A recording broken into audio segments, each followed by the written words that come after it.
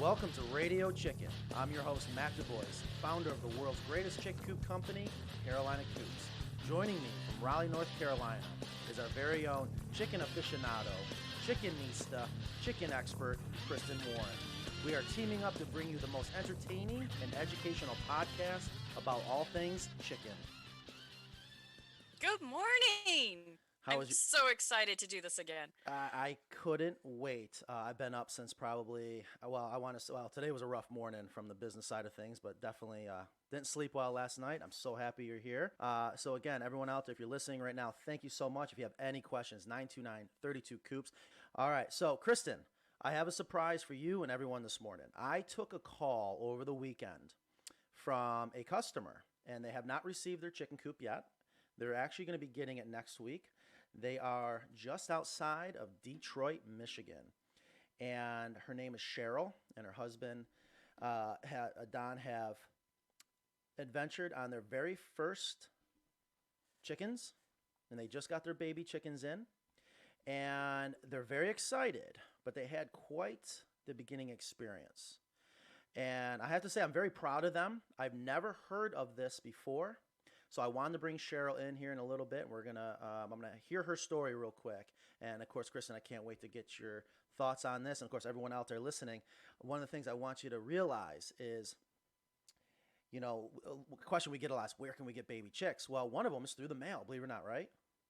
Right? Yes, and there's so many hatcheries out there that you can actually order your chicks in, and it's incredible. You would think that all of them are going to show up DOA or dead on arrival, but that's not always the case. At least for me, I know we've probably done over 1,000 of them. Maybe I've had 2 DOA, so I think that's pretty good. But there's definitely advantages to ordering your baby chicks online, and of course going to your local agricultural store. Cheryl from Detroit, Michigan. Cheryl, good morning. Are you there? Good morning.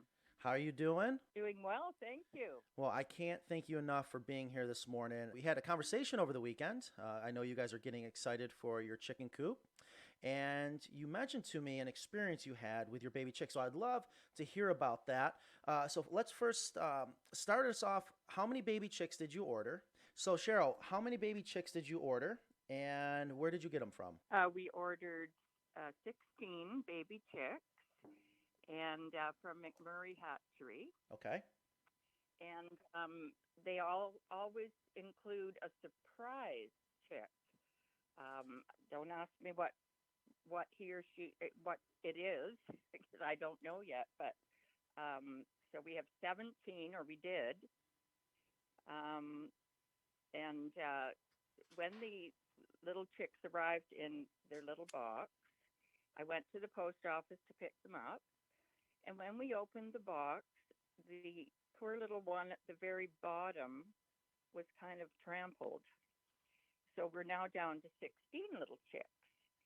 So we take them home to the coop and take them out one by one and examine them and make sure they're okay. And about halfway through, we noticed this little one had one leg on one side was straight out, like right angles to its body, apparently called a splayed leg. So if you can picture, he's standing on one foot and his other foot is stretched right out to the side 90 degrees.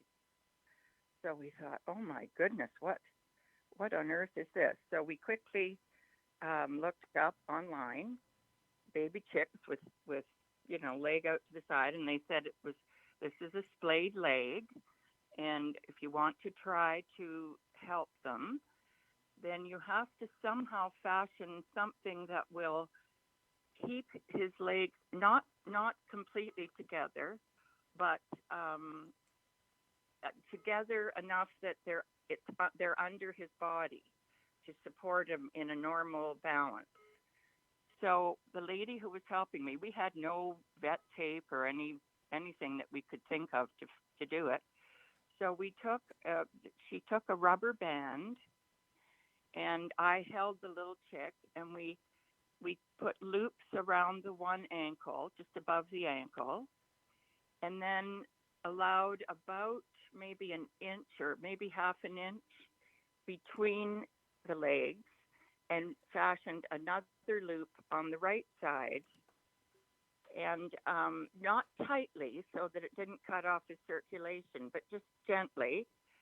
And we did confine her rather for about, I'd say, 2 days, 2 or 3 days. And I think on the last day, I started putting him in the big coop with her. I always say him, It's okay. but her in the big coop with her sisters, and she seemed to be very happy with that. So I think we probably spent one more night in her little box with her water and food.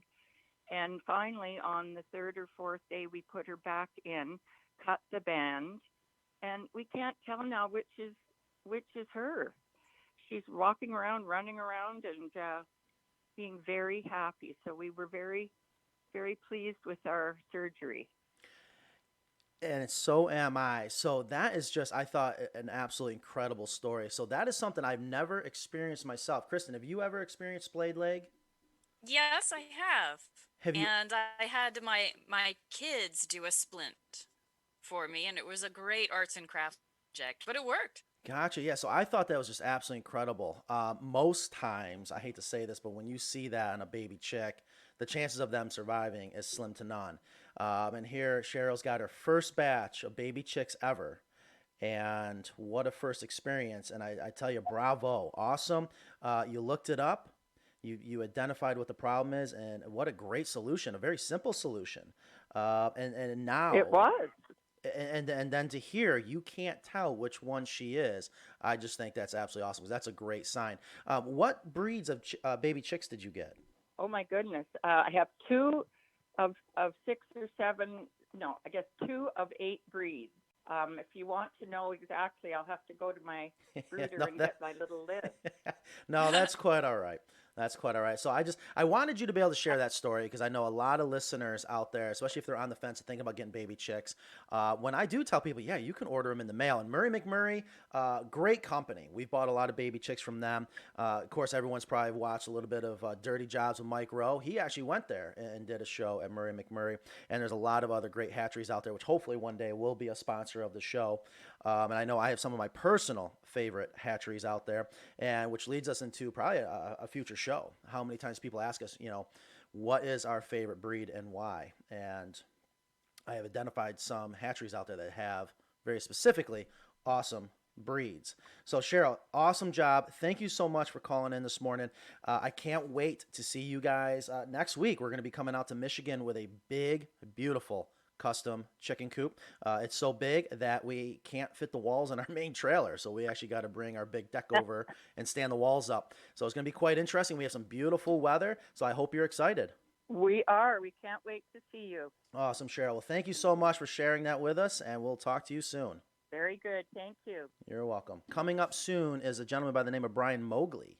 He is a industrial hemp expert. We've been working with him. God, I lost count.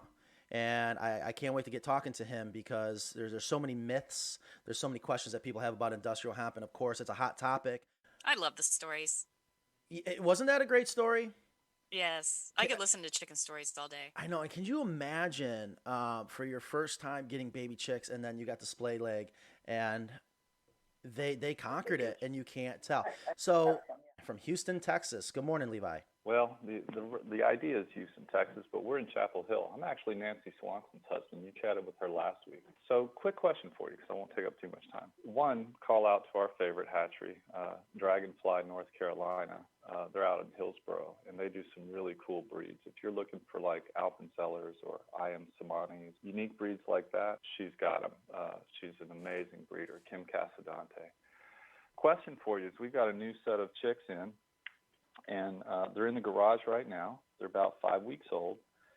We've got some mature chicks in the coop that we got from you a couple of years ago, which is an amazing coop.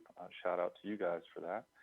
And just kind of looking for your thoughts on incorporating them in. What we did last year was we took the small version of the coop that we have in our garage. We put it inside the big coop, and we let them sort of acclimate over the course of a week, close to 2 weeks. And then start to let the big ones out to free range during the day, and then let the little ones move around the inside of the coop. And we kept doing this to bring them together. we've heard conflicting sort of information that said, hey, you could just stick them in the roost at night, and then when they wake up, they're all together. I've never thought that was a great idea. What do you guys think? Is there any best practices for bringing, the new little ones into the flock with the bigger ones? Well, if you put them in the coop at night and they wake up together, they're still going to have to establish that pecking order. So you're still going to have a difficult time if there's a size difference the next day. Sticking them in at night is not a magic solution. They don't just wake up and say, "Oh, you've always been here." They're not quite that stupid. Right. So yeah, it sounds like you went about it the right way. Okay. So just continue to do that sort of thing, which is to bring them together really slowly over the course of a week to 2 weeks, and then let them get to know each other when the little ones can get away from them, for instance, in a free range environment. Absolutely. I mean, that is one thing I've seen firsthand, being able to give them space that can make all the difference in the world. And I'll never, it's amazing too, even as they get older and they start to tolerate each other, it's amazing when they do go out in free range or out in that yard, they'll still separate amongst their groups, their sisters. It's absolutely incredible. And you did ask, best practices about acclimating younger hens to older hens, and that is something that Kristen, I'm not sure, I want to do a show in a couple weeks talking about it, and I do have videos at our YouTube channel out there talking about one of the best ways to make sure you can introduce new hens to your existing flock. Yeah, it's not going to help your situation, but my favorite thing is to introduce new chicks with a broody hen. And when my hens go broody every spring or every summer, it is such a blessing to have that broody hen to take new chicks and refresh really your flock for the coming year. I have right now 4 broody hens and 1 mother. So they are all sitting on eggs or golf balls, depending on if I'm going to buy hatchery chicks that are already sexed or I have fertilized eggs. Those are under those broody hens. So when they have their babies, whether they're natural born babies or they're hatchery babies, those chicks are part of the flock from day one. They inherit the mother hen's place in the pecking order, and there's no integration issues whatsoever. They are part of the flock. So that is my favorite way, but it's not possible every time to have the right timing or to have that hen go broody, because so many of our egg laying hens are not bred for that. They're bred for egg laying, so that reduces the tendency to be broody. But a lot of our full-size hens can, like the Orpington or the Cochin, sometimes in Americana. So it just depends. Sometimes it's a matter of time. The right timing. We never got the timing just right to get the broody. We would love to try it that way. We've only seen one of our hens really go broody for a long period of time, and it was really cool to watch. And she was pretty aggressive when you tried to get the eggs, but we were wishing we could have hatched at that point. Just kind of missed the window. Right. That is the tricky part. So I also do want to mention something. I apologize. I came up from Houston, Texas, but you said you're in Chapel Hill, North Carolina. That's right. Awesome. Yeah. So Dragonfly, is it Dragonfly Hatchery? Is that what it's called? DragonflyNC.com, all one word, and they're out of Hillsborough, North Carolina.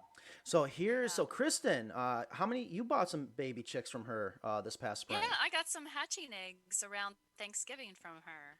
And they have turned into beautiful, beautiful birds, and they're all laying right now too.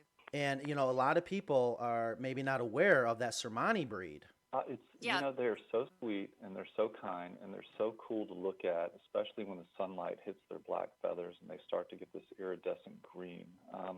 We absolutely love that breed. That one and her black copper Morans are just amazing birds. She does a phenomenal job with both those breeds. Yep, those are one of my absolute favorite is that black copper Moran.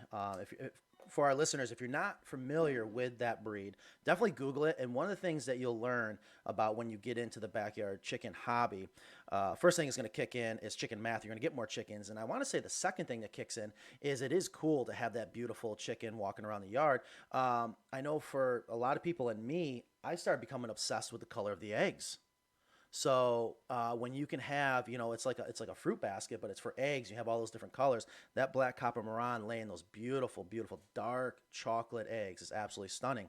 And those Sermanis are incredible. If you're not familiar with the Sermanis, the all black feathers, the comb, the wattles, the eyes, the legs, and it even goes inside, right? The bones, the meat. That's My correct. family Yep, calls those yep. the You Gulf can open their chicken. mouth, look right down their throat, and it's jet black. It's amazing. Yeah, that is awesome. So the other thing about Dragonfly that I want to give them a shout out, and I am due to go out and see her, Kristen. I'm so happy that you got a chance to go out there. So thank you so much for calling in. I appreciate it. If you have any other questions, if you want to submit them at radiochicken.com. But I can't thank you enough for your business and your compliments.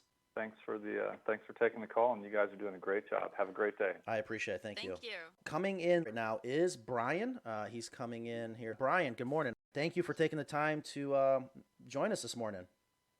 Absolutely, absolutely, Matt. Thanks for having me on.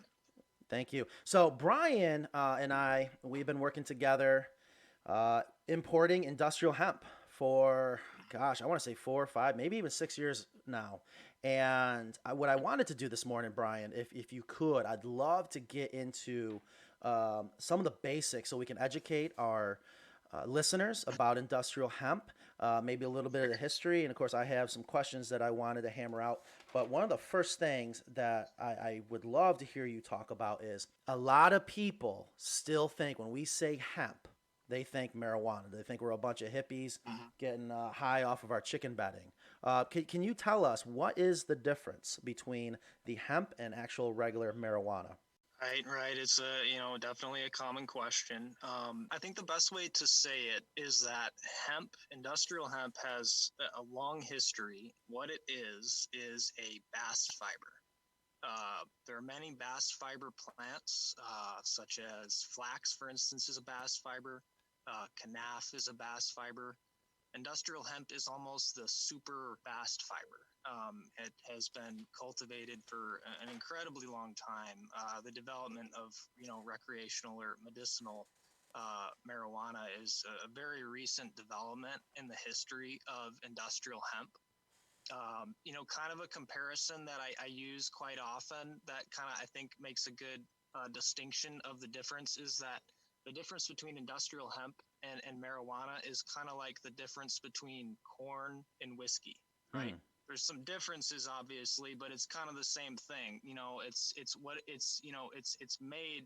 Marijuana is obviously indirectly derived from industrial hemp, but it's a very specific, kind of cultivation pattern. Whereas industrial hemp, the primary purpose has actually been fiber production and grain production. So there's actually a really long and interesting history of which, we're actually in Carolina Coops is actually a part of that history right now. We're kind of making that history. So, but a very, very different history and definitely understandable that people have questions about the differences because it has been confused and confusing. So, always these questions definitely come up, and that's kind of how I answer it generally. Yeah, no, that's a great answer, especially the comparison between whiskey and corn. This morning, when I was thinking about this conversation coming up, I was like, there has to be a good analogy because I know for people like me, that helps make sense of it. But I'll never forget, maybe a year ago when I started creating a mark or a logo for our industrial hemp brand. Someone on YouTube actually said, I will no longer follow you, subscribe. I spent 30 years on the streets fighting against this drug. And I was just like, my gosh, it's the perception is it's real. And I want nothing more, again, with this radiochicken.com especially, and with our YouTube channel to continue to help educate because I can tell you, firsthand, and for our listeners, if you've never seen industrial hemp and you're thinking about getting the chickens, or maybe you already have a chicken coop, and we're huge advocates of the deep litter system. And what we've learned is using industrial hemp as the bedding has just been absolutely incredible. And we've got videos out there talking about why. But Brian, I would love, I know you primarily focus on the horse industry, but at the end of the day, it's still a material that acts like the diaper. It's for absorption. What is it about industrial hemp that makes it so much better than, say, commonly most people will use pine shavings? It's a good question. And it kind of gets back to the, original definition of what is a bast fiber. And a bast fiber is a really intelligent plant structure that essentially has two almost opposite plant fibers in its stalk that basically do opposite things. So you have the outer shell and the inner core. Those are the two fibers, and they do opposite things. So the outer shell is like a suit of armor, and its job is basically to repel. It repels moisture essentially. Whereas, interestingly enough, the interior part of the fiber does the opposite. It withholds and absorbs and sucks in moisture. So it's almost like the outer shell is like a filter that says nothing can come in. And then once things have gotten past that outer barrier, the core is the opposite. Hold everything in that's gotten past that barrier, to vastly oversimplify. Now, those properties, after we've harvested the plant, still hold true.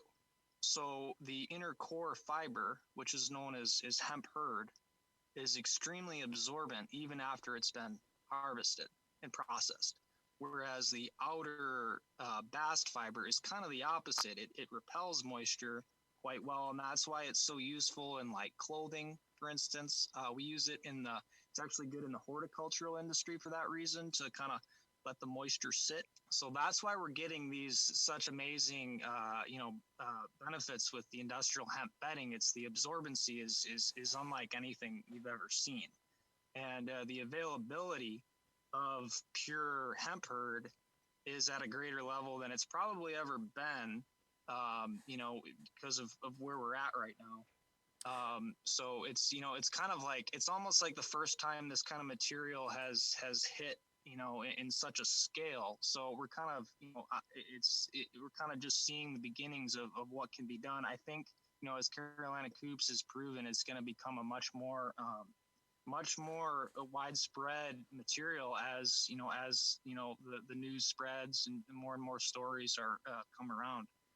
It's kind of interesting point to be at. Oh, absolutely. And I tell you, I couldn't be happier to be a part of it. As soon as I discovered industrial hemp, I got pumped. I got excited. I couldn't wait to be a part of this because I'm amazed. It literally is, especially with our chicken coops at carolinacoops.com, with our deep litter system.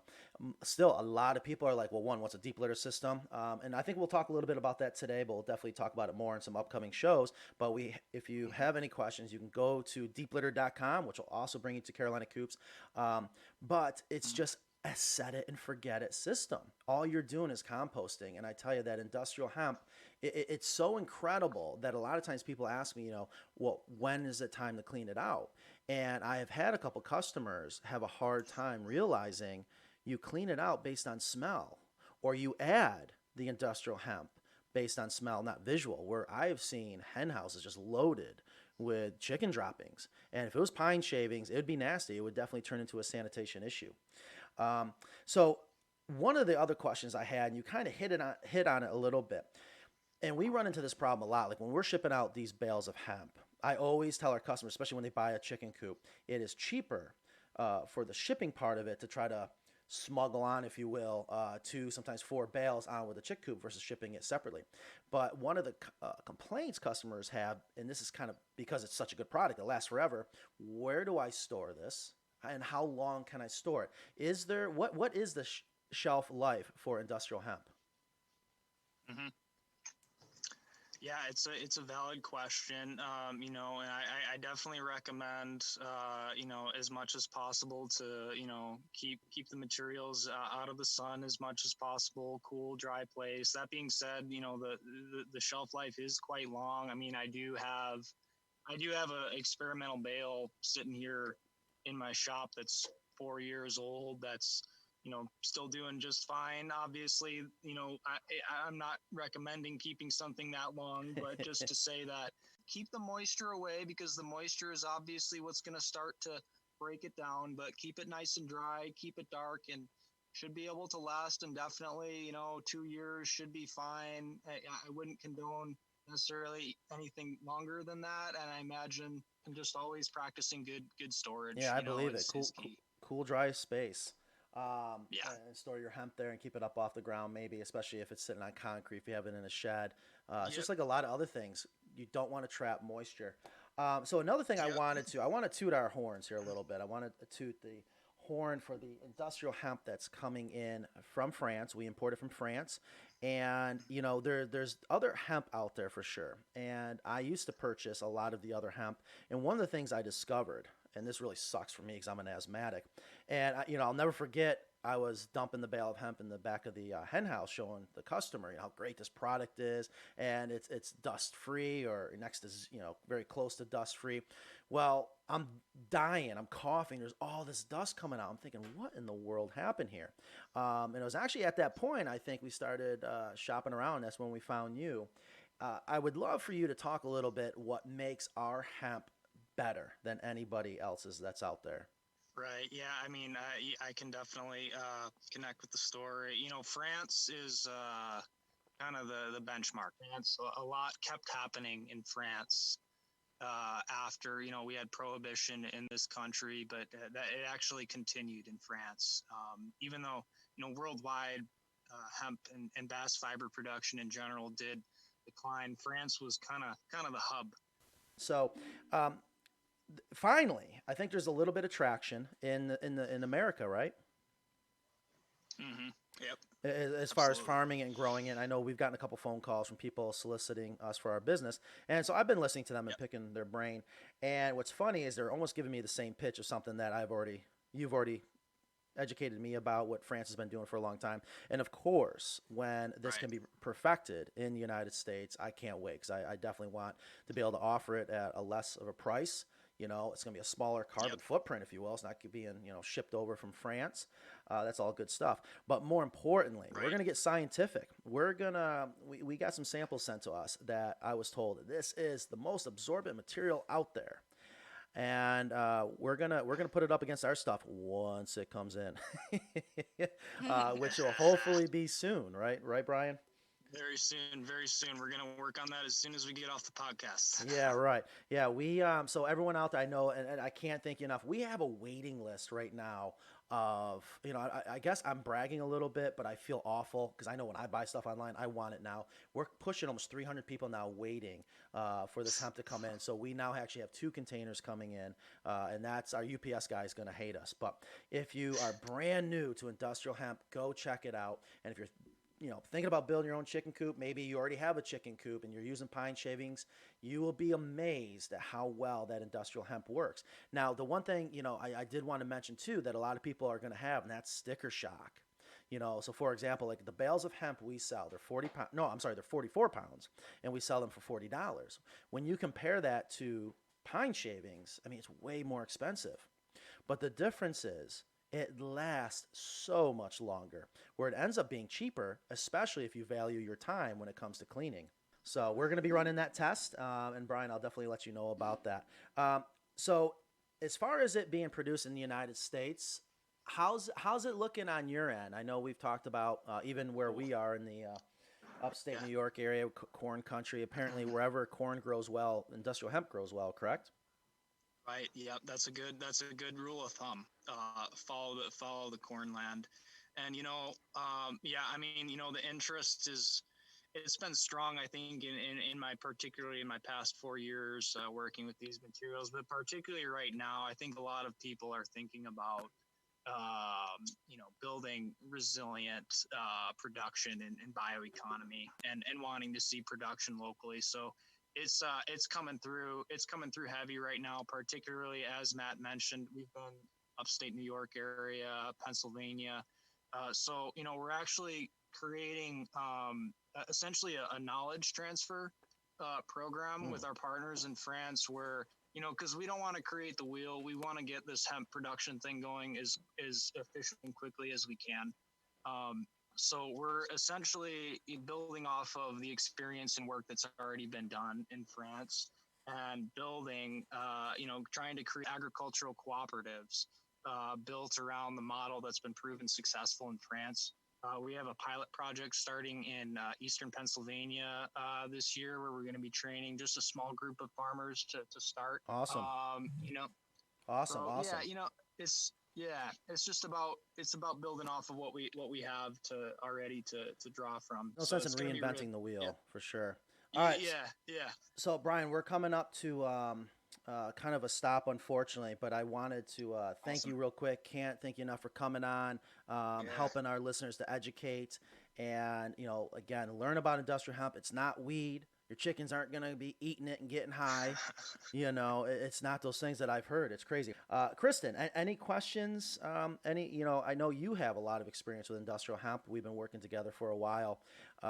Just would love to get your thoughts, feedbacks, as far as your use with industrial hemp, especially, something else that's been coming up a lot, and which you have way more experience than I do, is with ducks and using maybe the deep litter system and in this case, industrial hemp. Well, going back a long time, I remember I introduced you to deep litter and you were a skeptic, right? You were like, no way, no way. So you had to come to my house and see this firsthand.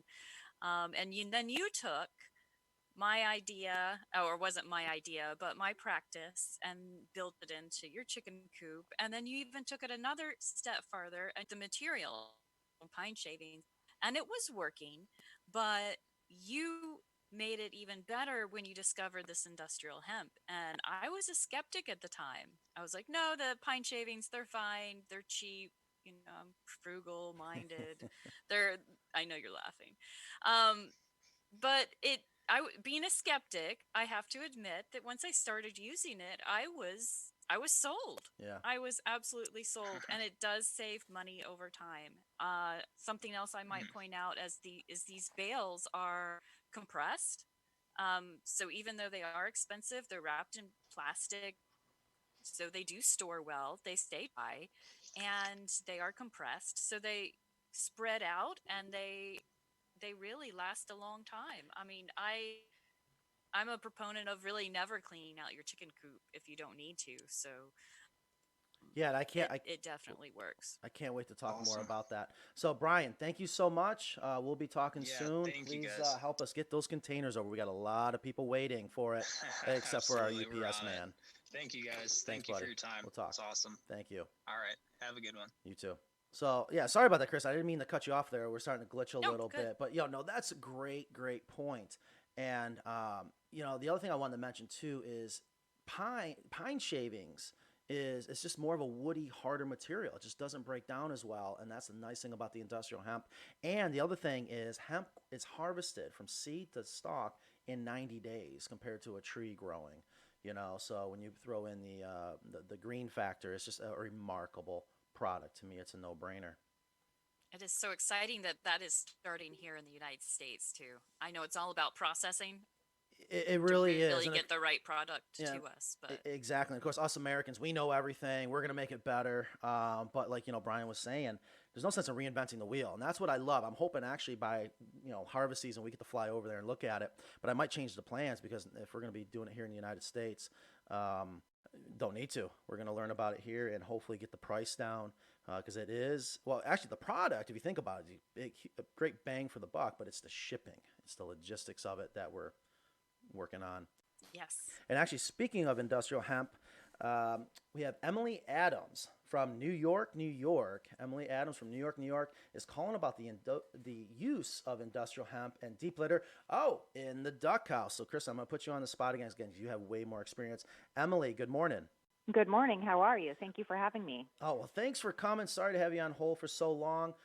Love your question. Industrial hemp and deep litter in a duck house. This is still fairly new for me. And like I said, I'm going to put Kristen on the spot. But go ahead. Ask us your question. Well, I have ducks and I have chickens, and the deep litter system makes so much sense. And I'm reading online that people are using that with ducks.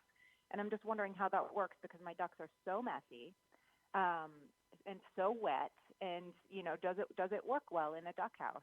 It should work well in the duck house. When you have ducks, they should only sleep in the duck house. You don't have open water sources in there. Is that right?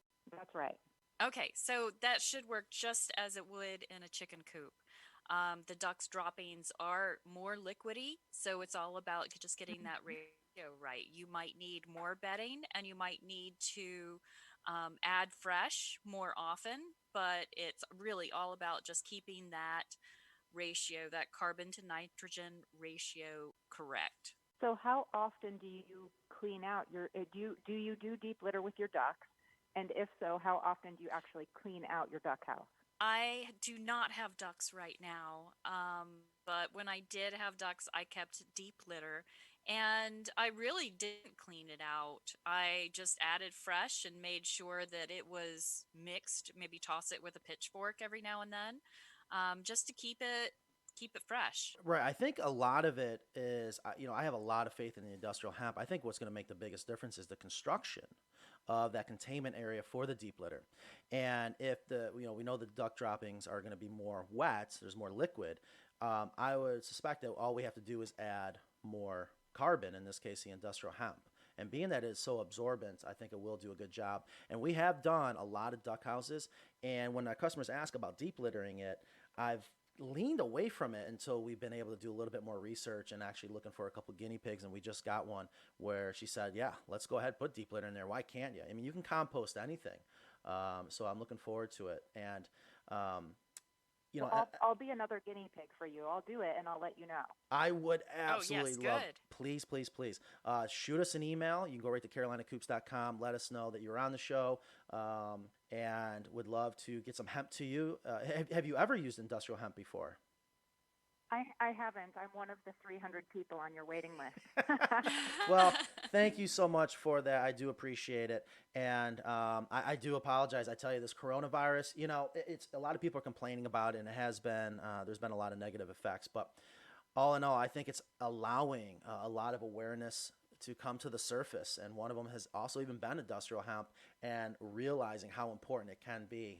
Is there anything else we could answer for you at this time, Emily? Not at this time. That was my question. I'm going to try it out. I think it'll be a great experiment here, and we'll see how it goes. Awesome. Well, thank you for calling in. And just as a side Thanks for note, having I went online to try to find some ducklings this past week and I couldn't find any. Really? No. Sold out for the year. No The kidding. kind Well, that I wanted. Yeah. oh, what kind did you want? Oh, Welsh Harlequins. Oh, right. Like the ones you had before, right? If I remember correctly. Mhm. All right. Are we ready for another question? Yes. I thought so. So there is Kathleen from Westchester, Pennsylvania. Good morning, Kathleen. Yeah, my question is about your automatic watering system Okay. with the rain barrel and then the dispenser. Do you ever have to clean that? Like, does the inside ever get, I don't think it would get full of dirt, but just like algae or anything? So I love this question because you would think it does. So the Or like the answer, pipes in your house don't get like that, So I'm like, I don't know. It's just, yeah. because when I have the regular hangers, they occasionally get a little mucked up on the inside. So I was just curious. Yeah, so in my experience from my customers, and I have two myself, I've never had to clean out our rain barrel. Now, every situation is going to be a little bit different based on circumstances, especially like if your tree is in the woods and if you're collecting rainwater to fill that rain barrel. Because I know even though we do call it a rain barrel, doesn't mean you have to collect rainwater, but I definitely think that's the best thing to do. That rain barrel that we use is actually a food-safe, high-density polyethylene, and it's very dark. And I think one of the reasons why we don't have issues with algae growing on the inside is it's dark. There's not a lot of sunlight, if at all, getting in there. Gotcha. And also, I have noticed, like when I do look into my barrel and I do check it from time to time, I'll see some debris down in the bottom, but it settles out. And that doesn't bother me at all. Mm-hmm. One thing I do plan on doing, because I do know I have some, especially our YouTube chicken police out there, some naysayers out there questioning about harvesting rainwater and if it's going to get nasty. So, again, from our experience, I've never had an issue. There is one time that a customer of ours in Orlando, Florida, she had a huge, huge tree. I can't remember the species, over her entire roof. And she had a huge custom run. And she's one of my crazy chicken ladies, and I mean that as a compliment. She is one of the smartest chicken ladies, and she's actually a doctor. She was having a problem. Her water was becoming stained almost like tea, and it wasn't bothering her chickens, but the water's not for us to drink, but it's kind of hard psychologically. We want the best for our chickens.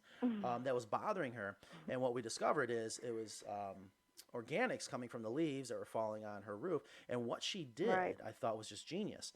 It was like a floss filter, like a fine white meshy filter. I wish I could think of the technical name. And she put that over top, or no, I'm sorry, underneath the regular, little bit larger hole screen that the water dropped into. And she said that made a huge difference.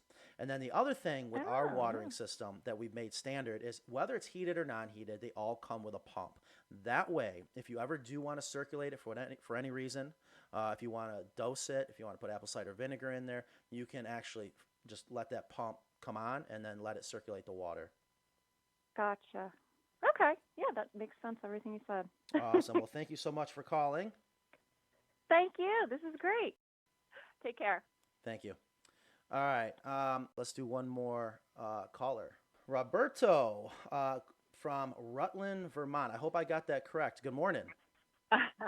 Good morning. So it's Roberta, and no longer from Rutland, Vermont, upstate New York now. Oh, well, welcome to upstate New York. Whereabouts in upstate New York? Outside of Syracuse and close to Clifton Park. So can we pick up? Absolutely. If we need to, or is it? Of course okay, you can. I have to remember that. Of course you can. And right, here's so here's the nice thing about if you come pick up at our shop, everyone wins a free Yep. T-shirt. Yeah, that's one thing I don't think I've ever told people. I love T-shirts, and I love giving them out even more. And one of the things, it's just become a tradition. When people come visit the shop, it doesn't matter even if they're not even a customer. I've had a family from Utah come out. We had some ladies drive up from Maryland, and they just came to say hi, and I gave them all T-shirts. It was awesome. So yes, absolutely, would love for you to stop by. Great. So we'll plan a trip because we've got to go pick up some hemp when it does come in. So just a quick comment to make you laugh, and then a question about the deep litter method. So this is quite a new relationship for me, and a relationship with a master home builder. And every night when he gets home, he sits down and I hear Carolina Coop video going because he's about to build his first chicken tractor. And he's so into doing this absolutely perfectly that he absolutely studies what you guys are doing every single night. And I think it's really sweet. So we'll see what he comes up with. But he thinks you guys are amazing. So that's a high compliment coming from him. It absolutely is. I so love anyway. when builders appreciate and they can see what it is that what we're doing. There's just no bigger compliment. Yeah, he thinks you guys are amazing. Anyway, his first experience with all of this, and once again, trying to endear himself. And I'm reviewing in my head the deep litter method because I haven't done it with the hemp yet, and I just have a question. This is the way I do it. I just go out there every single weekend, turn it over, smell it, add a little bit more if I need to, and I imagine you do the same thing with the hemp. I appreciate that this can go for a couple of years without needing to be cleaned out, but I do clean it out every spring. I don't care because it's too warm for my liking. It's right. It stays warm. It's going to heat the coop a little bit as the summer months approach. So I'm going to take it all out and just start with new hemp, whether I need to or not, and then go another year. Do it again the next year. I have two questions. My question is, as I'm adding more hemp every weekend, if I need to, is there anything else I should be adding, or is that just the hemp? I doubt you really need to add it every weekend. That seems like a lot, but if you'd like to, I don't see anything wrong with it. I've been advised, and sometimes I just throw in a little garden dirt to kickstart the composting.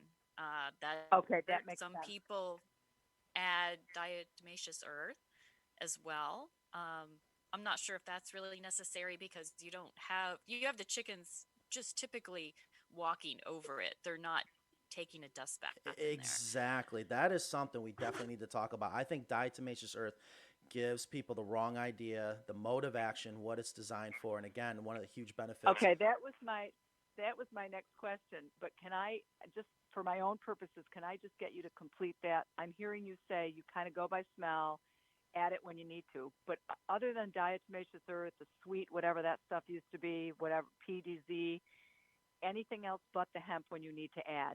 Do you put anything else in there, or just hemp? No, just hemp. The hemp. microbes Okay, so do now, the job. Here's the thing: maybe a little dirt, like you said. if you have to add diatomaceous earth, or if you have to add chicken god herbs and all this other stuff, something's not right. Something's not right. You should always have that perfect balance, that chicken to coop ratio, that 30 parts, carbon to 1 part nitrogen. Not saying things can't come up. They can, but I tell you, one of the things I always tell my customers, it's a set and forget it system. Don't overthink it. You add the carbon, you add Okay. the industrial hemp based on smell. We don't even stir it up. You know, if you want it stirred up, give your chicken something to do. Really? Yeah, throw some scratch in there. But it's literally a set and forget it system as long as you have the right ratio, chicken to coop ratio, Okay. and always Beautiful. make sure you keep that 30-to-1 ratio. 30 to 1, use your smell. That's it. That's it. Okay. Sounds great. Anything Thank else we can do so for you at much. this You guys- time? You guys are above and you are amazing. I've studied everything out there. You guys are amazing. I do have one other quick question. I've never seen the roost bars wrapped the way Mhm. you do it, Mm-hmm. and I was going to do it this time. How do you clean that? You just unwrap them and use new material once a year. Or it's hard to clean, no? If you had to clean them, I'm sure it's going to be extremely hard, but I suppose you could power wash it. But here's the thing. You shouldn't have to clean your roost bars, ever. I know. Notice that awkward silence. I get that all the time. So I mean, they're defecating. They're defecating on the roost bar at night. They're pretty gross in the spring when I need to clean them. Why should I not be cleaning them? something's Have not to right. So clean now, is this a chicken coop you bought from us, or is this a chicken coop you built yourself? So it's a coop that was in Vermont that somebody actually tried to replicate what you guys are Oh, doing, but okay, they're right, not right. they're not the man that I'm with now. This man's going to be able to do it. This All right. this was like a poor imitation. Right. Okay. So here's the deal. The only time I see the roost bars get dirty is when people do something I promote, and that is use your hen house as the brooder, let the baby girls grow up, and then usually about 4 weeks, 5 weeks, they're like, hey, it's time for me to get up in the trees, and in this case, the roost bars inside the hen Right. house.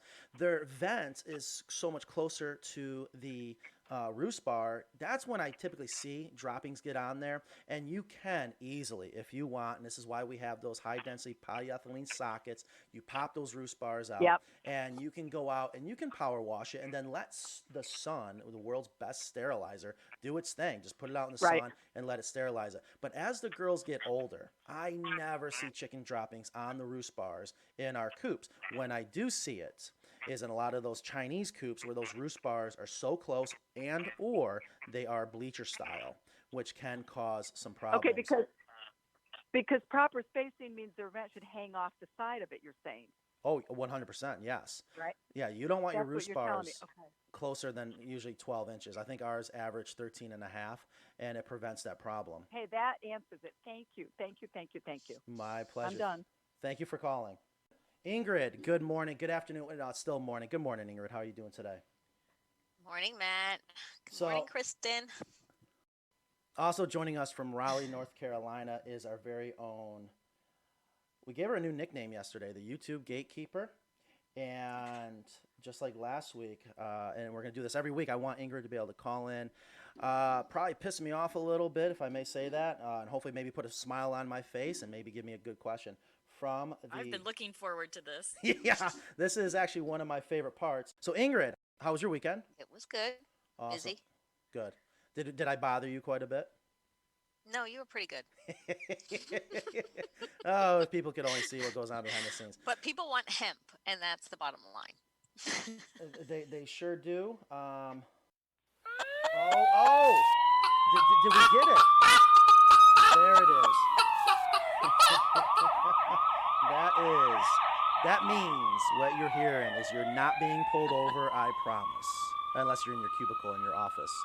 And you still might think you're getting pulled over. How many people are looking over their shoulder right now? That means it is time for the YouTube Chicken Police with our very own Ingrid, our YouTube gatekeeper. So anyways, what do you got for us this week, Ingrid? All right. So we have. Do you want to hear the good stuff first? I don't know. I'm not going to lie to you. Today's been a rough day. Run a business. I do love it, but boy, this morning. Anyways, All right. give me something I'm gonna good start. first. You want the good stuff? Okay. Well, what do you think, Kristen? Kristen, come on. You're off. You're over there a little quiet. What do you think? Oh, this is just where I get to sit back and enjoy it. All right, Ingrid. I'll right, tell well, you. I'm You do what you want. I'm going to start with the good stuff, and this was in response to the video that you and Kristen did a couple years ago, where you cleaned out the coop. So someone said, it was actually Preacher's daughter. Never ever in my life thought I would enjoy watching someone clean out a chicken coop. I watched the whole thing and was fascinated. I think that, you sure that wasn't Kristen? No, it was not.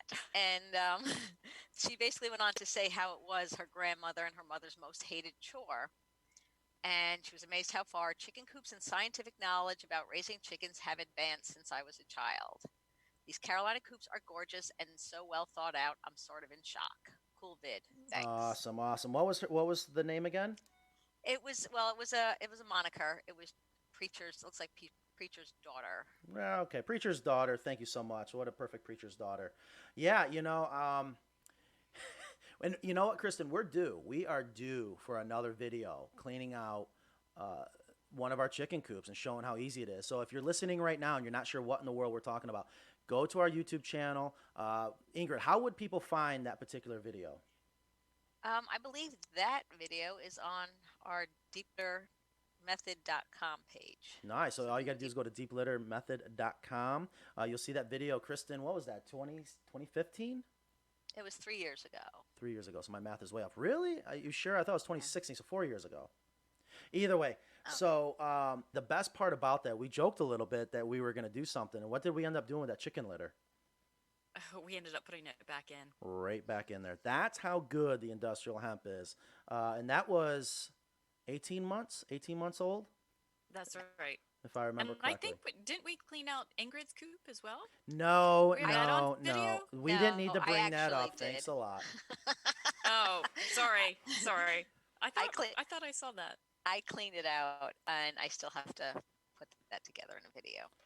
Well, Ingrid probably uses that in her garden, so she needed that for her garden. I did. So speaking of garden, I want to let all my listeners know I can't wait. So next week we have Bethany, who has just moved from Santa Fe, New Mexico. You guys may know her if you've watched our videos on the custom chicken coop, the big brown custom chicken coop we did in Santa Fe, New Mexico, almost a year ago now. I'm trying to remember. Anyways, she has just moved to Maryland to start her own business, so I can't wait to give her a plug there. But she is a gardener, and she started her own company where she's going to come on and educate us about companion growing, I believe she called it. Does that sound right?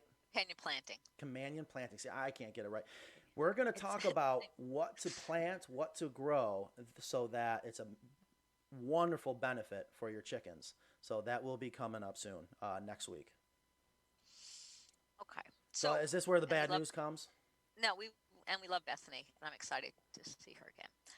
All right, I have one more good one, but I think I'm going to wait that to the end.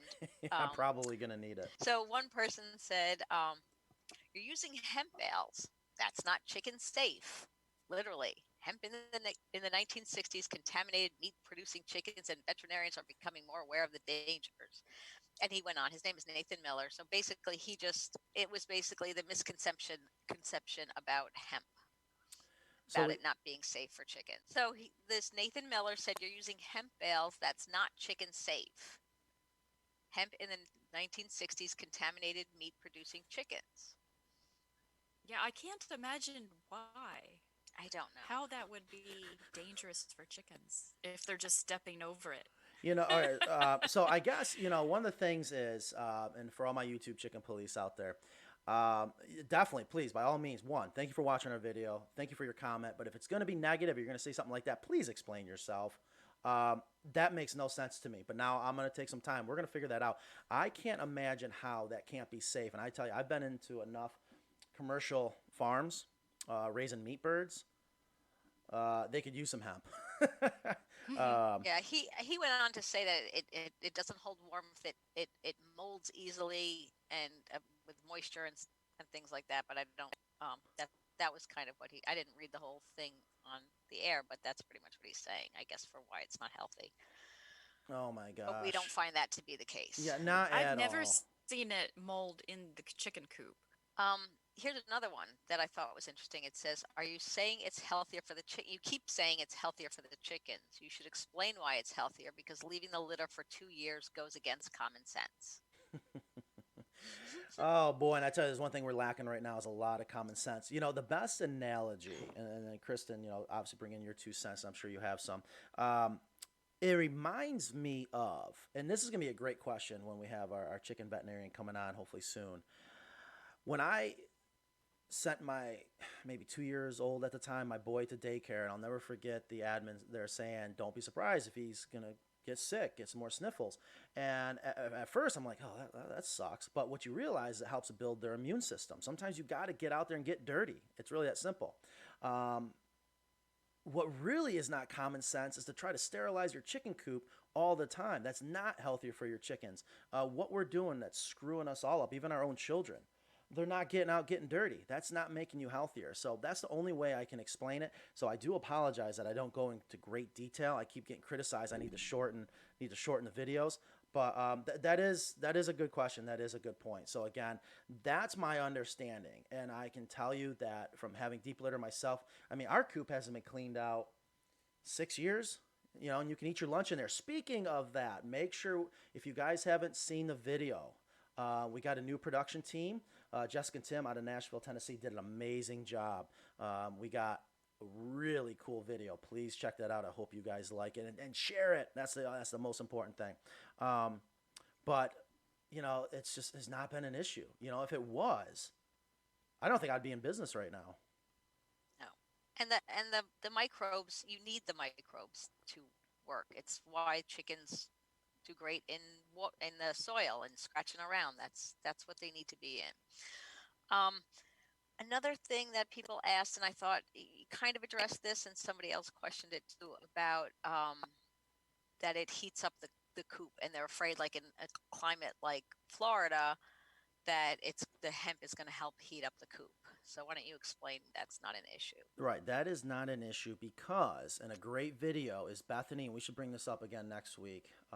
It's anaerobic composting, right? Not aerobic composting. Now, once you take your nitrogen and your carbon from an anaerobic to aerobic state, where now you're introducing more oxygen coming especially from the ground, then it will heat up. Those are the last stages of it composting, of it breaking down. That doesn't happen inside the hen house. And one of the things that she described when she was first seeing our chicken coop is she talked about the hue manure. I'll never forget where she went over to, was it Kenya, Africa, I think, and learned how to compost hue manure in bins, and it was the same exact thing. So tell people what that's human manure, just so people know. Human manure, chicken feces, or I'm sorry, human feces. That they had to learn how to compost. So I have never seen it actually heat up, but definitely compost, when you get it to that last part of the breaking down process, it will warm up. I mean, gosh, there's people that will run water in a hose through that compost to get hot water up to 170 degrees Fahrenheit, believe it or not. So it's absolutely incredible.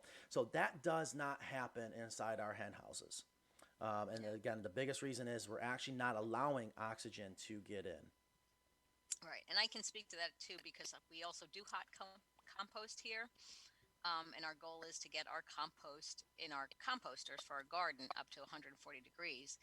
And I live in Raleigh in the summer, and I've had the chickens in their American coop, and it doesn't get too hot in there at all. So I'm a perfect example of how that doesn't happen. And here's the last one I'm going to end on, Matt, because I'm going to make you smile. You promise. Yes. They said, so they liked the video, and they said, also, if I buy one of these lovely Carolina coops, do I get a handsome man to help me clean it out every 18 months? This is a good deal. Whatever you want. Absolutely. I'll send Jimmy right on down there. You right, Jimmy? No, that is nice. That is nice. Again, to all our YouTube subscribers, even our YouTube chicken police out there, we would not be where we are today without you guys. And keep bringing in the feedback.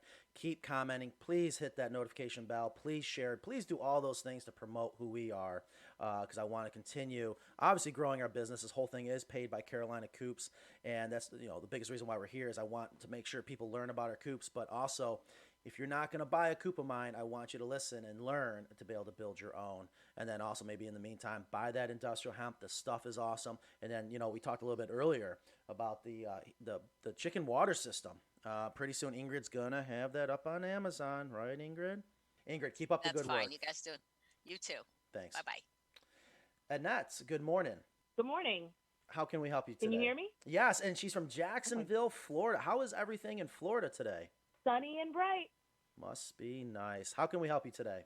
Well, I've been looking at a Carolina coop for several years now. And my issue is the shipping and putting it together. Mm-hmm. Because I'm in Florida, I know that the shipping costs like basically like a third of the price of the item. And also, I'm a widow and I really don't have anybody that I know that can help me put this together. And I'm not that savvy with tools. I can change a doorknob. How easy is it to put together? Could I do it myself? I think you can. I think anyone can put these coops together themselves, and we're working every single day, harder and harder, trying to make it so that anyone can put it together. And one of the biggest things we're going to be coming up with soon, especially for the American coop and the California coop, is a step-by-step video. We do have step-by-step visual instructions. I actually got the idea from my son's Lego instructions, so they're very visual. But here's the thing. I get this question all the time: how hard is it to put together? Everyone's skill level is different. And then the other thing is you're going to need some patience. And the reason why you're going to need patience is you got to understand this is a 3D puzzle. And everything is cut so perfectly, and it's intended that way so that when you do put it together, it trues itself up like putting together a puzzle piece or a puzzle with puzzle pieces. But if you're off, if one board isn't perfectly flush, it does domino effect. So one of the things I do know we're going to be doing here soon is more step-by-step videos. You can go back in time, back to when I didn't have any hair on my head, so I apologize in advance, but some old videos, maybe 5-6 years ago, where what we did is when we would ship out a Carolina coop, or even a custom coop for that matter, we would actually do a step-by-step video on how to put the coop, their specific coop together. And I've heard a lot of our customers go back to that video and see a lot of the tips and tricks that I have. So if you haven't had a chance, go check that out. Also, I do have some good news. I love working out win-win situations. We're going to Jacksonville. We are headed to Jacksonville. And if we have room on the trailer, I have definitely been known to make a win-win situation because we just love making people happy. We love what we do. And it would be even more fun. Maybe we can strike a deal. We'll put it together. Right? You and I, we can have a good time putting this coop together. I think you'd be very surprised. It's not that difficult. Is there a particular chicken coop? You mentioned the Carolina coop, but is there a specific coop that you have your eye on? The American coop. I was just looking at the smallest one. I've got chills right now thinking I'm going to get to meet you guys first of all, and then I'm going to actually get some help out here on this farm. Oh my goodness, it's been the longest year. Oh, thank you so much. My pleasure. I know we can help you out. This is a lot of people don't see this, and this is another reason why I wanted to do radiochicken.com so many times. Right, Kristen? How many times have we walked into people's homes? The stories. We have some incredible stories, and it's amazing. We're not just building chicken coops. I would like to bring on some of those stories. I think that would be a nice addition. We really should, especially if we did like a follow-up call. But this is, again, why I want to do radiochicken.com is so people can hear these conversations because I always tell people, you're going to love your coop, but you have to love us. And there's no better feeling, especially as the owner of this company, as an entrepreneur. The biggest paycheck is Mm-hmm. I'm sorry. Are you still You're there? right. Go ahead. Are you okay? I'm still here. Yes. Well, we'll definitely help you out. I do know we are coming to Jacksonville, Florida. What you can do is, do me a favor. Give our shop a call, 919-794-3989. Give us a call. Ask for Nana McKenzie. And if you're lucky, you might even get Evan Archer, the man, the legend, the brains behind everything. Let us know what coop you want. And again, we always do what we can to help people out because at the end of the day, like my father always told me, you give a little, you get a lot. And there's no better feeling than making someone's life better. And you guys become our best salespeople out there. I appreciate it. Thank you very much. It's my pleasure. I really just wanted to know, I was looking at the least expensive coop. Should I get it without the run or, we got hawks and eagles here, so I'm afraid for their little lives. But I really appreciate it because the shipping and putting it together, I feel like I can afford it, but it would just be boards in my yard because I can't put it together. Well, you'll be surprised. So Give us a call. We'll talk. We'll definitely help you out the best we can, especially that we're already coming to I Jacksonville, will. Florida. Really appreciate it. Thank you so much. Thank you for this podcast. And you said you have to be patient. I'm a teacher and I've done my class, my teaching for the day, and I'm like, oh, the podcast is on. Let me hop on and see if it's still going. So I just hopped on a few minutes ago just so I could hear, and I'm so grateful. Thank you so much. You're welcome. Thank you. I appreciate you calling. I appreciate you waiting for us to get to your call. Oh, it's no problem. I didn't even think I was going to be on. I thought I was just listening. No worries. Thank you so much. We'll talk soon. Okay, thank you. Thank you. Bye. Bye. Uh-oh. Kristen, do you hear it? Does everyone hear that? What time is it? Chickens in the news. Chickens in the news. All right. So, Kristen, I hope I can't imagine what's going on lately. I have no clue. I haven't been following any news lately. This one we actually talked about, and it's not really backyard chickens, but it made us both laugh. Here locally in Raleigh, North Carolina, we've had a semi-local chicken processing plant get rid of their fresh bulk chicken. And here in Raleigh, we have a headline, line forming overnight. People sleep in cars to get bulk chicken. This just made me laugh, and it made I just want to make the point that even though we talk about egg-laying chickens day in and day out, and that's our true love, meat chickens have a place, and they're dual purpose. You know, chickens can be eggs or meat, and here we have people sleeping in their cars overnight to get chicken. That is I just love this article. Yeah, that's incredible. So you said that's right in Raleigh, North Carolina. Right. They were selling 40 pounds of chicken for $45. 40? And they did it several times. People were lined up for miles to get chicken. So last week it was about baby chicks. This week it's about chicken. It's just dual purpose. Yeah, it's just nice to, it's sad, one, to think about how sensitive our food supply is. But again, this is why I was mentioning earlier, sometimes it's a good thing. It's good that people wake up, and if you're going to sleep in your car overnight to get some meat, in this case chickens, definitely you may want to think about, we do talk a lot about laying chickens, and we love them, but also, and we've been seeing this in our emails and phone calls, a lot of people interested in raising meat birds. I know maybe some of our listeners are like, oh my gosh, Matt, I almost had a lady hang up on me one time where we talked about processing a chicken, but it is a very real thing. And that is just incredible. Sleeping overnight, waiting to get some chickens. And then I have to admit, I've never gone and bought a whole chicken to eat. But that sounds like a good price. That was almost like you said $44 for 40 pounds for $45. Yeah. Now, is that a good deal, or is supply and demand causing the price to go up? That is a good deal. Nice. All right. Well, that's cool. All right. Anything else in the news? That's it for today. That's it for today. Awesome. Let's go over some questions. I'm not sure if it's going to be chicken related, coop related. We got a couple more minutes. We'll go over some questions here. There's a gentleman named Jason asked, what type of roofing material lasts the longest? That is a very interesting question because, the most common roofing material, asphalt shingles, you see on a lot of homes. A good shingle is supposed to last 30, 40 years. But the thing is, if you're building a chicken coop, yes, obviously all the materials you want to last as long as possible, but nothing beats metal. Metal also has a 40-year warranty on the metal, and it's actually for the paint. It's to make sure that the paint doesn't fade or chip.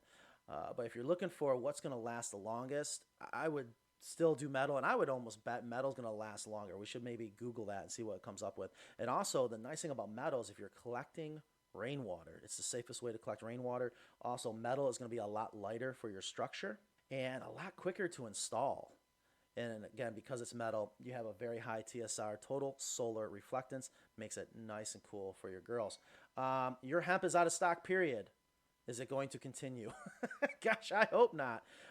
Again, I was told not to apologize, but I'm going to apologize. I mean, it's just there's so much uncertainty right now. We are working so hard, just getting everything in. It's not just the hemp, the screen, the metal roofing, you name it. It's been a fight every single day. But I've told my team, business as usual. I'm not going to use the coronavirus as an excuse.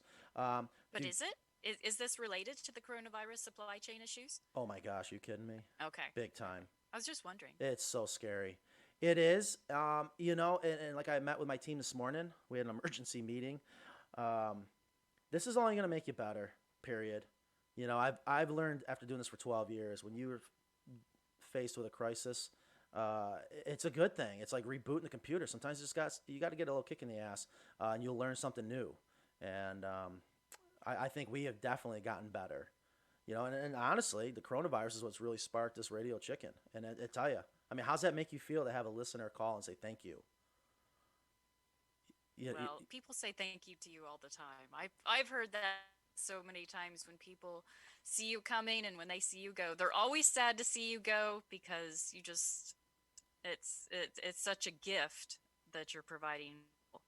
And this what makes me so excited about this work is your coop is that bridge between the human and the pet, and it all comes together with your coop. Yeah, thank you. Yeah, and it really does. It's amazing what we've gotten to see over the years. Do chicks ever get vaccinated without notice? I don't know. What do you any thoughts on that? Without notice? What does that mean? Do chicks ever get, in other words, you're going to order some baby chicks and you think they're not vaccinated, but they are. The government steps in and tells Purdue, tells Murray McMurray, you better vaccinate them. We don't want any coronavirus in the chickens without notice. I wouldn't know, and there is a big debate. Do you or do you not order baby chicks vaccinated or not? And, one of the things I didn't know for a little while, bantams you don't vaccinate, right? Because the needle's too big for their neck. And there's a lot of people that have bantams, love their bantams. So anyway, do I need to... I've heard that a lot of the vaccinations now are gas. They put a gas into the box and they breathe it in, but we'll have to verify that. We have to verify that. I've never heard that before. Yeah. No kidding. All right, so we do have a caller that came on real quick. Let's get through a couple more questions. We'll get to the caller. What thicknesses are the sheets on your HDPE beds? Are your wall panel size exactly 6 foot? This person must be definitely building a chicken coop. So I guess this is the time to ask some questions. So the HDPE, it's 1/2 inch and 1/4 inch. Are your wall panels sized exactly 6 foot or 8 foot? The lengths are 6 foot and the height is 6 foot. So they're exactly 6 foot by 6 foot standard. Customs, that's a whole nother world. Another lady, Kathleen, asks, isn't hemp also good for preventing bumblefoot? Well, so bumblefoot is a staph infection, correct? That's right. And they get the infection because their foot gets a cut and the bacteria gets in there and gets it infected. So I would say, in a way, yeah. You want the chickens, always think about where did chickens originate from? And that's the forest floor. So whether it's inside the hen house, whether it's inside the run, they don't want to be on screen. They don't want to be on sand. They don't want to be on pebbles. They want to be on rich, dark, organic soil. Think about years and years and years of those leaves falling, the berries falling, the nuts falling, the droppings from the monkeys, whatever. It just builds up that forest floor, and that's what's ideal for chickens. So I guess you could make the argument, right? What would you say to that? Yeah, that makes sense. Deep layer can contribute to it, but hemp doesn't have sharp edges that shavings or straw has, right? Yeah. I mean, you can do pine shavings. You really can. I've never seen an issue with it, but when you really want to split hairs, I guess that is a valued argument, right? Right, it is softer. Alan May asks if Ingrid ever got her new roof. I think Ingrid put that in there. So yeah, we don't need with really inside information. Yeah, geez. So Ingrid's one of our original AmeriCoop customers, and long story short, if you don't know this, one of my attempts at making sure that's the best coop for the best price, we did roofing the way you're not supposed to, but I got the idea from these carports in Texas, and they're just a bear to install. So we did away with it. We're back to doing things the way they should be. Ingrid will, I promise, she will get her roof, and I can't wait to shoot that video. Anyways, so we have a caller. Let's go ahead. We have Randy, Long Beach, California. A great How you place. doing, man? Hey, how are you, Randy? Good, good. Yeah, I called last week and I forgot to ask. I'm building my own coop, and the flooring for it. If I put plywood down, a nice piece of plywood down for the flooring, how does that hemp work with that? Is it hold up pretty good, or do I need to check it more often because I don't have the high definition material in there? Yeah, great question. So here's where, we got to keep it simple. And I know a lot of people are thinking, oh my gosh, I'm going to build a hen house. I'm going to put plywood down and we're going to keep a year's worth of chicken droppings in there, if not more. It is perfectly fine. Even though, yes, we use our food safe high density polyethylene. Biggest reason why I use it is because you can't knock it. You can't question it. It is the best material when it comes to something like this for giving people peace of mind. However, I know firsthand, and Kristen, you mentioned in the beginning, when you told me about deep litter system, you had 30 chickens in a 4x4 hen house. And I remember it was a plywood flooring and there was no smell. I don't know if you ever had any problems with it, Kristen, but basically, remember your carbon, your media at the bottom, in this case the industrial hemp, that's what's going to absorb the moisture, not the plywood. If your plywood starts to absorb the moisture, something's out of whack. You might have too many chickens, or maybe you don't have enough carbon in there to, in this case the industrial hemp, to act as the diaper. But if you are wanting to prevent and be proactive, think of it like a wooden salad bowl. You can have a wooden salad bowl and you take a food safe oil and let that wood soak up the oil. That way, if there ever is moisture near that plywood, there's nowhere for the moisture to go because the moisture is what feeds the wood destroying organisms. So as long as that moisture can't get in, you will be in good shape. Right. I thought about purchasing or trying to find the material that you have, but it's just kind of like a little tough to find around here. It is, and it is terribly expensive. I wish it wasn't, but it is, and I know it definitely works for us, especially because we buy it in large quantities. We've custom cut high-density polyethylene on our CNC machine for customers building their own coops, but they didn't save any money, but what they said is it was available, and they got exactly what they want. So depending on your budget and what you're trying to do, we could definitely help you out there. However, 3/4 plywood, Doug fir, Southern yellow.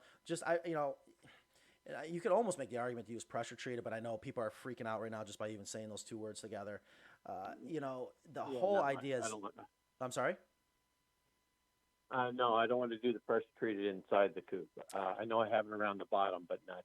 Right. I don't want it inside the hen house. Right, and it's not necessary, but if you were worried about it, but again, the main thing is your deep litter, your compost, your industrial hemp, or if you're using pine shavings, that is what you got to make sure you set up correctly and have enough of to absorb that moisture. And all the plywood is, all that bottom of that hen house is just to contain the material. It's not to contain the moisture; it's to contain the material to contain the moisture.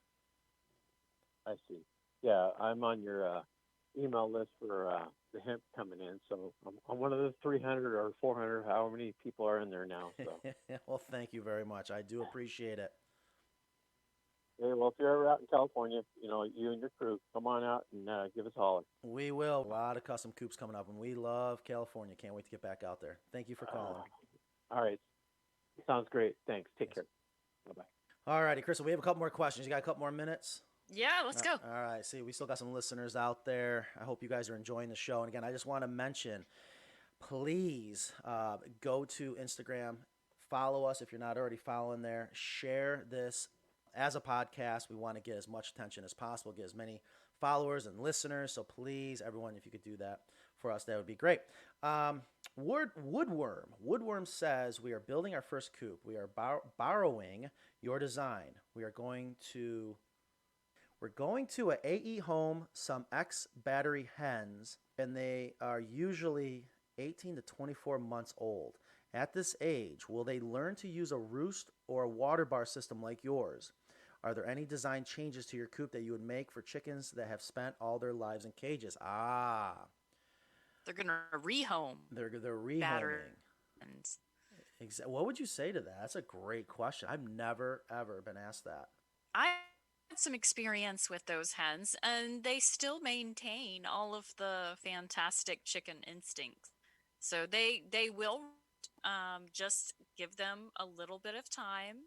They've been through a lot, so they're going to be a little bit shy, a little bit hesitant, a little bit reserved, but they will roost. They will use an automatic watering system, and they do have all of the fantastic chicken instinct ingrained.